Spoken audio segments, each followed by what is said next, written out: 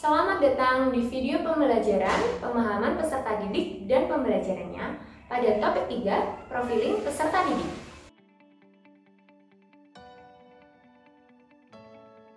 Kali ini saya akan menampilkan mengenai pedoman observasi peserta didik yang telah saya buat dan digunakan pada profiling peserta didik.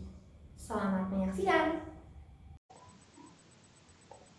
Baik, saya akan menampilkan dan memaparkan mengenai panduan observasi peserta didik yang telah saya buat.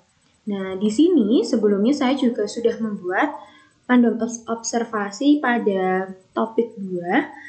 Namun pada panduan observasi ini saya sudah melakukan revisi yang sesuai dengan profiling siswa pada topik 3.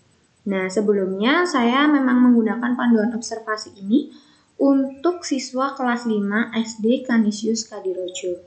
Namun, tentunya panduan ini mungkin dapat menjadi referensi untuk Bapak, Ibu, dan teman-teman semuanya apabila ingin melakukan observasi pemahaman peserta didik, tentunya disesuaikan dengan tingkat pendidikan, jenjang kelas, dan juga karakteristik dan seberapa dalam kita akan mengetahui karakteristik dan kebutuhan peserta didik kita masing-masing. Nah, di sini saya langsung saja. Yang pertama adalah pedoman observasi etnik, kultur, dan status sosial. Nah, di sini saya menuliskan pengisian lembar observasi itu berupa tabel-tabel seperti ini. Ada nama, jenis kelamin, tempat tinggal, alamat, suku, nama orang tua, pekerjaan orang tua, cita-cita, serta keterangan khusus. Nah, dalam panduan observasi ini, saya itu mengisinya dengan melakukan wawancara terhadap guru kelas dan studi pustaka. Jadi biasanya kalau di sekolah dasar itu memang sudah dituliskan nama, jenis kelamin, kemudian tempat tanggal lahir, alamat, nama orang tua, pekerjaan orang tua. Nah, saya mendapatkan data tersebut dari studi dokumentasi itu dan wawancara. Selain itu, kenapa saya melakukannya tidak langsung mewawancarai siswa satu persatu atau menanyakan angket? Karena biasanya siswa sekolah dasar itu masih kesulitan untuk menghafal secara rinci siapa nama orang tuanya atau pekerjaan orang tuanya. Mereka hanya tahu gambarannya secara umum. Oh, nama ayah saya, bapak siapa, tapi tidak kenal lengkap seperti itu. Karena di sini saya mengobservasi sekolah dasar. Kemudian untuk pekerjaan orang tua pun kadang banyak siswa yang malah belum tahu pekerjaan orang tuanya apa. Dan di sini saya menambahkan kolom keterangan khusus.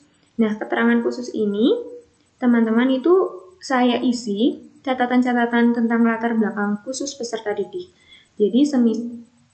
Jadi semisal pada kelas 5 yang saya observasi itu ada beberapa anak yang memang memiliki latar belakang seperti orang tuanya berpisah, kemudian ada yang salah satu orang tuanya sudah meninggal seperti itu, atau ada yang juga yang tinggal di panti asuhan.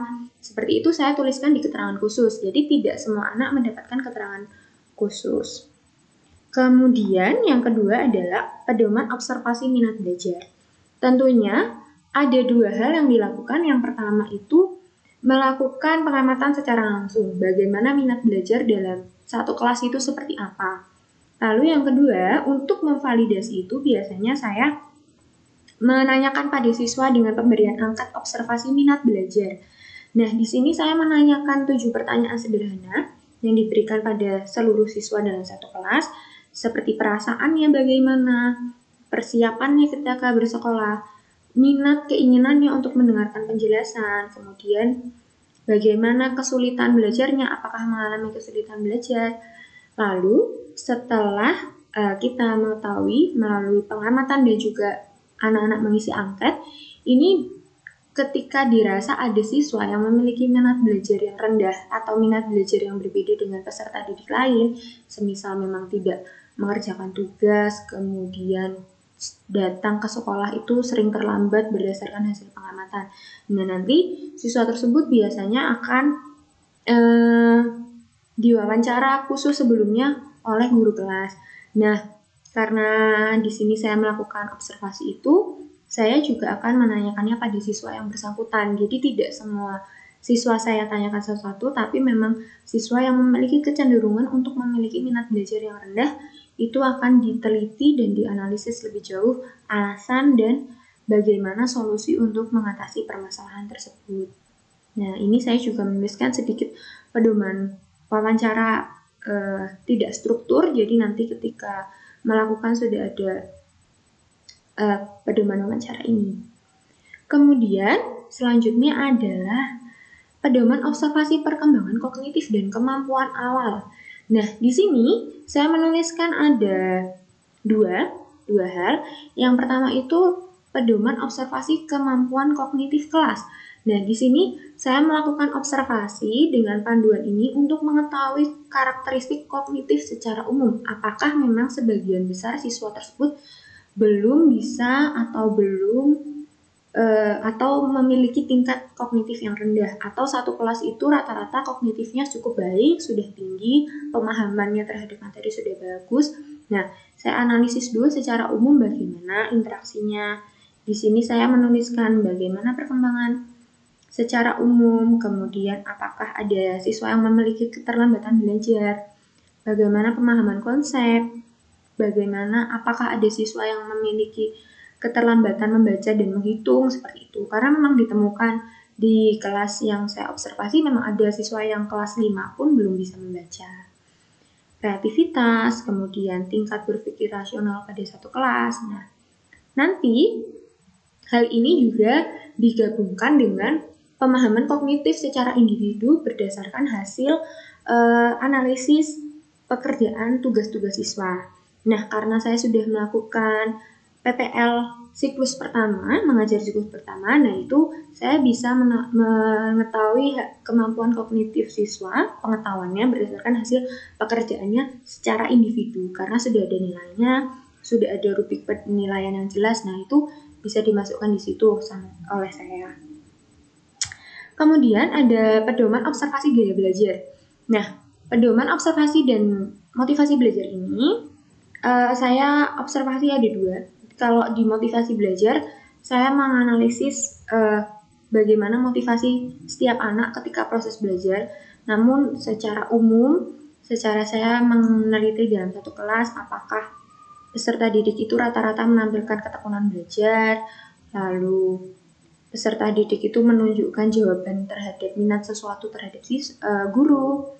Kemudian apakah seluruh peserta didik itu semangat dalam mengikuti proses pembelajaran, seperti itu untuk yang motivasi. Nah, yang gaya belajar, karena gaya belajar itu berhubungan langsung dengan individu atau masing-masing peserta didik, di sini saya melakukan angket gaya belajar peserta didik. Nah, nanti angketnya ini akan saya gabung dengan angket minat belajar yang sebelumnya tadi sudah saya buat. Nah, angket gaya belajar ini saya menggunakan susunan pernyataan yang sangat sederhana untuk sekolah dasar. Seperti, saya lebih mudah memahami pembelajaran apabila membaca dengan baik. Berarti ini bisa jadi anak itu suka dengan gaya belajar visual, memanfaatkan buku dengan cara memanfaatkan waktu luang dengan cara membaca buku. Kemudian di sini ada beberapa pertanyaan mendengarkan musik, seperti itu. Belajar senang bergerak tanpa arah, gitu. Nah, kemudian saya juga membuat lembar observasi perkembangan emosi dan sosial. Nah, emosi dan sosial ini sebelumnya saya amati dalam proses pembelajaran. Yang pertama itu penyampaian perasaan siswa dalam satu kelas. Jadi saya menganalisis terlebih dahulu bagaimana siswa itu belajar dalam satu ras, perkembangan emosinya bagaimana. Tidak hanya di dalam kelas, tapi juga di luar kelas. Nah, ini dilakukan secara umum dan terbuka, tidak berdasarkan wawancara oleh satu anak saja, atau tidak berfokus pada satu anak saja, tapi berfokus pada seluruh anak. Jadi saya mengamati secara menyeluruh bagaimana proses mereka mengendalikan emosi di kelas, dan bagaimana anak itu mengalami perkembangan sosial. Bagaimana interaksi yang terbangun di antara peserta didik, guru, mahasiswa PPL, dan karyawan-karyawan di sekolah. Bagaimana interaksinya. Nah, ketika akhirnya didapatkan peserta didik yang memang memiliki kemampuan emosi yang kurang baik, seperti sering menangis tiba-tiba, sering tantrum tiba-tiba, atau biasanya sekolah dasar itu masih sering kesulitan untuk menyampaikan perasaan yang sedang dihadapi, itu baru nanti saya bertanya kepada wali kelas yang sudah biasa menangani siswa tersebut, karena memang kalau siswa SD masih ditemukan beberapa anak yang sering menangis tiba-tiba, tantrum tiba-tiba. Nah, itu saya melakukan klarifikasinya dengan wali kelasnya. Seperti itu. Kemudian ada yang keenam, ada observasi moral. Nah, di sini itu observasi moral ini diamatinya ketika dalam belajar dan juga luar belajar. Contohnya ketika anak dalam satu hari itu diamati bagaimana mereka berinteraksi ketika jam istirahat, bagaimana mereka itu menampilkan perilaku, menyampaikan apa yang dirasakan, apakah moralnya sudah baik, etikanya sudah baik, bagaimana jika dia jujur, bertanggung jawab terhadap tugas-tugasnya, seperti itu. Nah, apakah dalam satu kelas itu ada rata-rata interaksinya itu tidak peduli terhadap satu sama lain, atau dalam satu kelas itu siswanya itu masih memiliki rasa individu yang lumayan tinggi, tidak mau bekerja sama, seperti itu. Nah, itu etika-etika seperti itu yang dianalisis dalam satu kelas. Kemudian untuk motorik, nah ini untuk motorik ini di observasi berdasarkan kegiatan proses olahraga. Jadi kan ada motoriknya. Nah, ini pengamatannya ketika anak-anak ini olahraga, motorik kasarnya. Seperti mengalami kesulitan saat berdiri, apakah anak itu sulit jalan seimbang, peserta didik mengalami kesulitan berjalan, kesulitan berlari, apakah memang ada bantuan-bantuan khusus. Nah, nanti baru dianalisis secara terperinci, semisal atau apabila ditemukan anak yang mengalami perkembangan motorik yang berbeda dengan teman-temannya atau tidak normal. Nah, nanti baru ditindaklanjuti. Kemudian ini ada pedoman observasi perkembangan fisiologis atau perkembangan ke fisik tubuh peserta didik.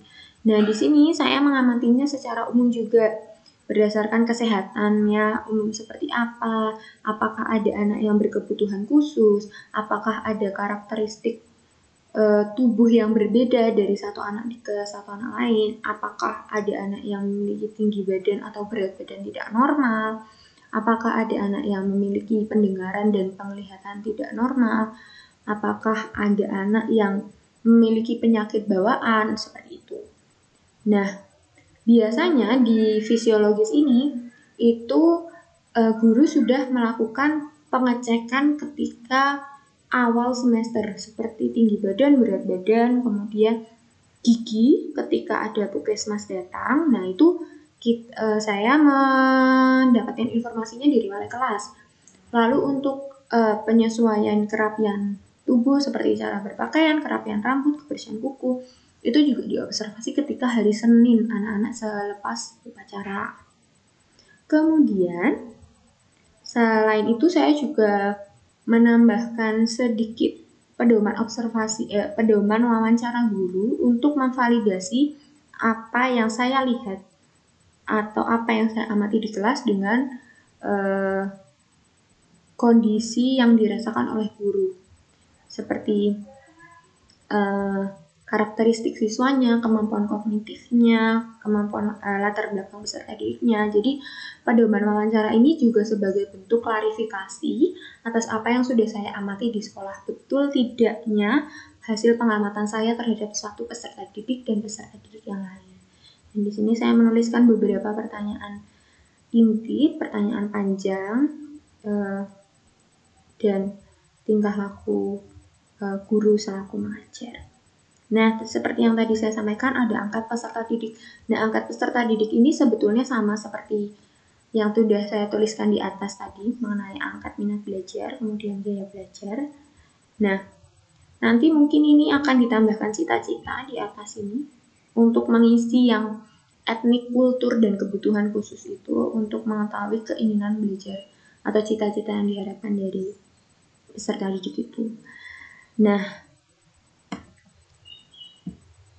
sementara seperti itu, hasil panduan observasi pemahaman peserta didik yang telah saya buat, sekiranya ada hal yang perlu ditambahkan atau ada hal-hal yang masih dirasa kurang tepat apabila dituliskan pada dalam pedoman observasi, mungkin dapat menuliskannya pada kolom komentar di YouTube di bawah. Kemudian apabila ingin mendapatkan panduan observasi ini, saya juga sudah menyertakan link Google Drive yang ada di caption di bawah. Jadi mungkin untuk Bapak Ibu dan teman-teman sekalian yang mungkin ingin melihat panduan observasi ini sebagai referensi, boleh sekali dilihat di caption di bawah. Nanti akan saya tuliskan di situ.